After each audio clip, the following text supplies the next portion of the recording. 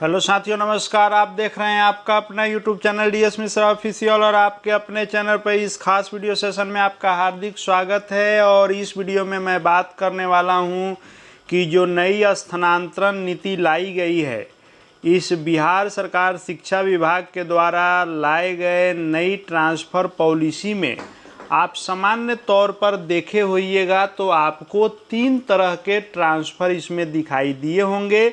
एक है अधिमान्यता श्रेणी के तहत, यानी विशेष अनुरोध पर विशेष ग्राउंड पर ट्रांसफ़र।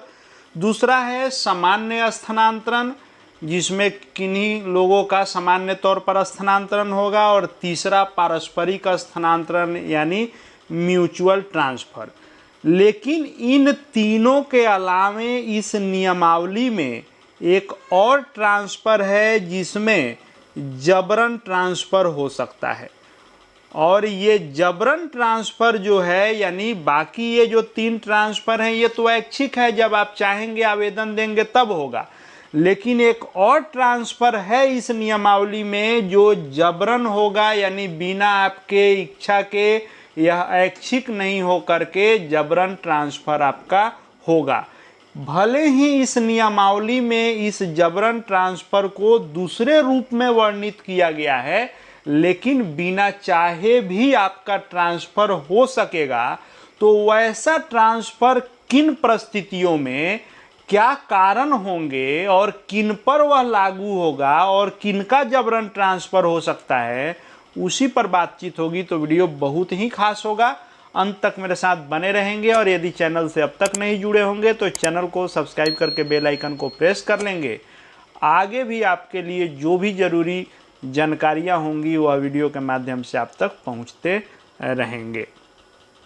तो कई सारे इसमें नियमावली हैं लगातार स्थानांतरण से संबंधित, चाहे स्थानांतरण के पूरे नियमावली का हाइलाइट्स हो, किन पर लागू होगा किन पर नहीं होगा हो, या फिर सामान्य स्थानांतरण के नियम शर्त हों, म्यूचुअल ट्रांसफ़र के नियम शर्त हों, या गृह क्षेत्र का कॉन्सेप्ट क्या है, या 20 कौन से वे नियम हैं जिसके अनुपालन के बाद ही ट्रांसफ़र होगा। इनसे संबंधित वीडियो लगातार मेरे द्वारा ला दिए गए हैं। आप प्लेलिस्ट में जा करके उन सभी वीडियोज़ को आप देख सकते हैं। हर कॉन्सेप्ट वीडियो के माध्यम से पार्ट वाइज क्लियर कर रहा हूं।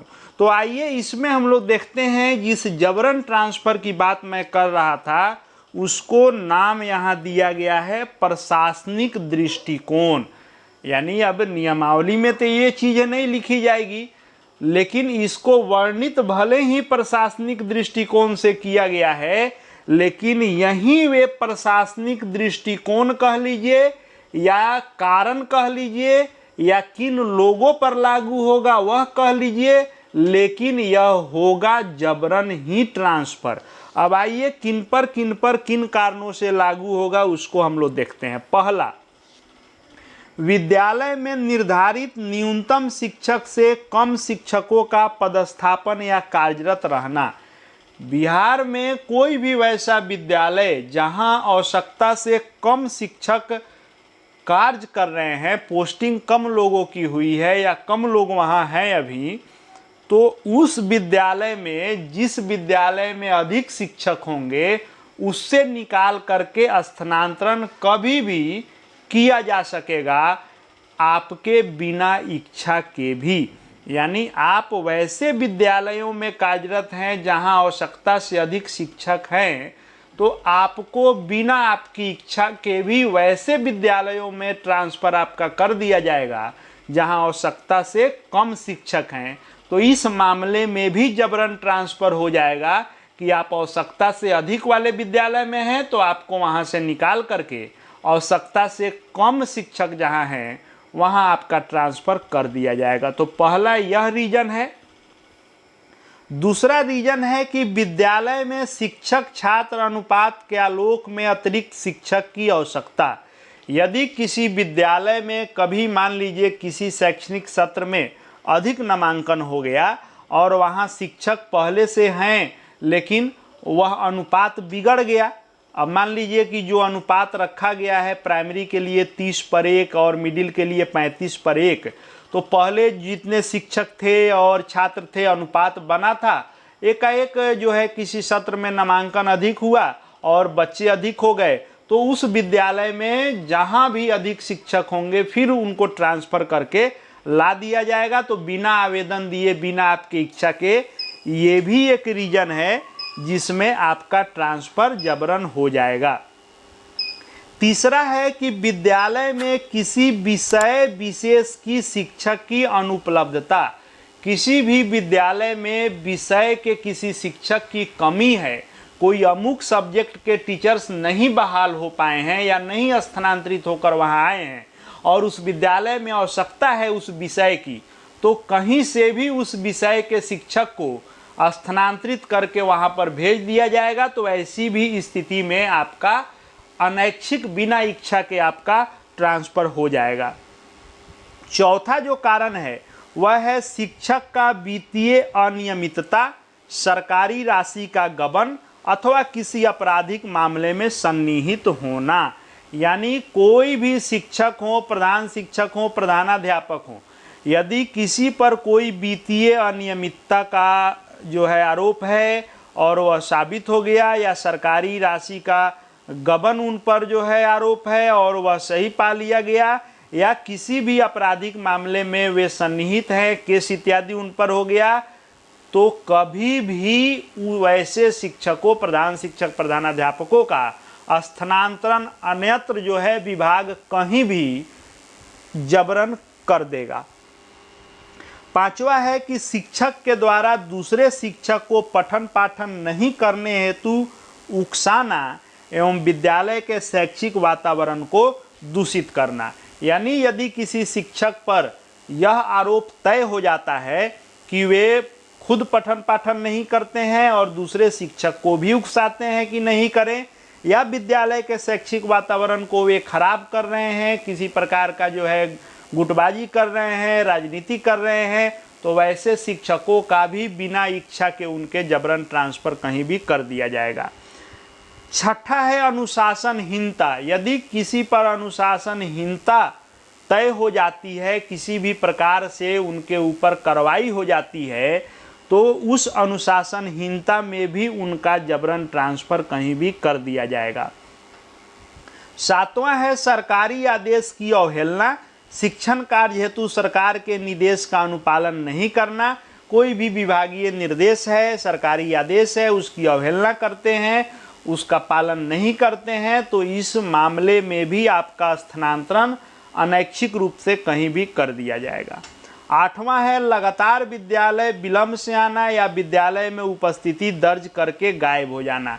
यदि किसी शिक्षक के ऊपर यह कंप्लेंट हो जाता है कि वे लगातार विलंब से आते हैं, पहले चले जाते हैं या उपस्थिति दर्ज करके नहीं आते हैं, और जांच हो गई और जांच में यह आरोप सही पा लिया गया, तब भी उनका कहीं भी ट्रांसफ़र जबरन कर दिया जाएगा।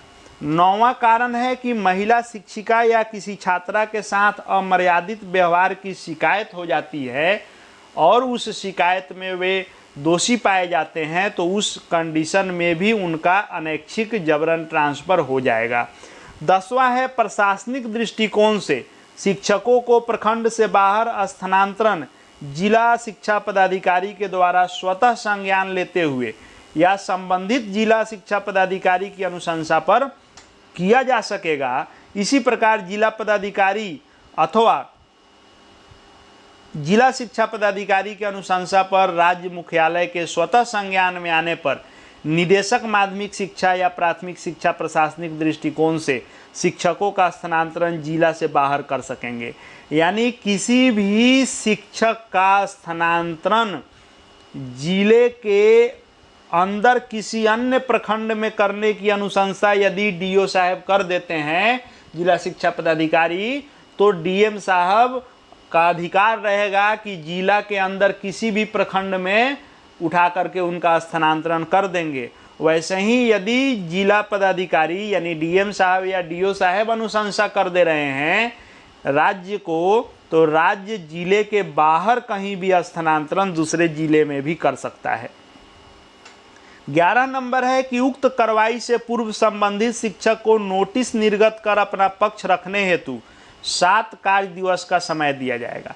यानी ऊपर जो हम लोगों ने 10 पॉइंट देखें, तो यह आरोप यदि किसी पर इस दोषों का कारण कोई भी सिद्ध होता है तो ऐसा नहीं है कि उनको मौका अपना पक्ष रखने का नहीं दिया जाता है, चाहे वो अनुशासनहीनता हो या कुछ भी हो।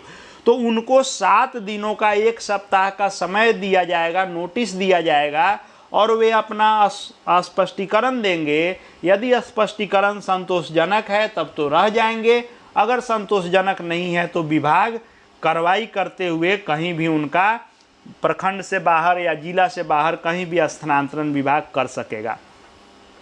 उसके बाद है कि प्रशासनिक दृष्टिकोण से स्थानांतरण अनुशासनिक कार्रवाई का विकल्प नहीं होगा।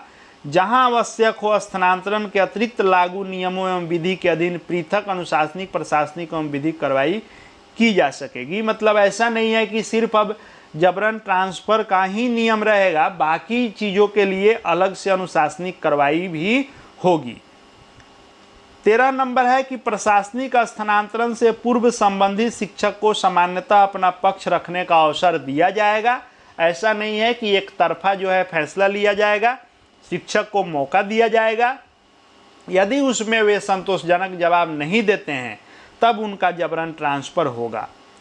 14 नंबर है कि जहां बाल सुरक्षा, विद्यालय अनुशासन, स्थानीय विवाद, जांच को प्रभावित होने से रोकने, गंभीर प्रशासनिक आवश्यकता या विद्यालय के सुचारू संचालन की दृष्टि से तत्काल स्थानांतरण आवश्यक हो, वहां सक्षम प्राधिकार कारणों को उल्लेखित करते हुए पूर्व अवसर दिए बिना भी स्थानांतरण का आदेश निर्गत कर सकेगा।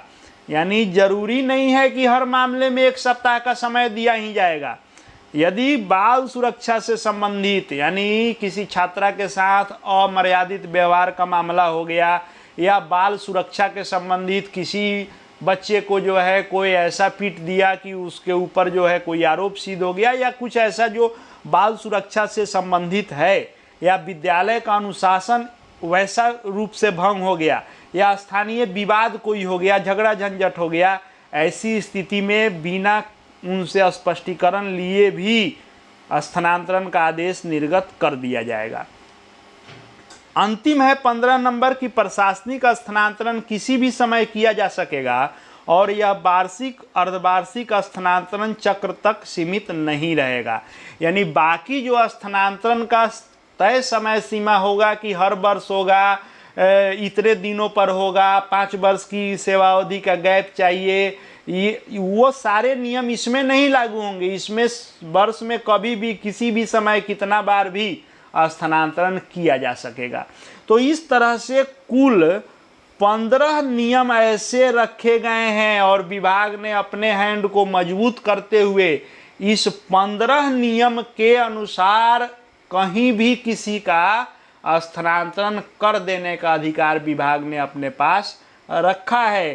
तो ये चीज़ें भी ध्यान में रखनी है कि प्रशासनिक दृष्टिकोण से स्थानांतरण आपका जबरन भी हो सकता है। यह जानकारी भी जाननी महत्वपूर्ण थी जो आपके लिए मैंने लेकर के आया। आगे भी हर महत्वपूर्ण जानकारी देखते जानते रहने के लिए चैनल से जुड़ जाएंगे। चैनल को सब्सक्राइब करके बेल आइकन को प्रेस कर लेंगे। साथ ही Telegram channel DS Mishra official से जुड़ सकते हैं, वहाँ भी हर अपडेट आपको मिलते रहेंगे। इस वीडियो को देखने के लिए आपका बहुत बहुत धन्यवाद।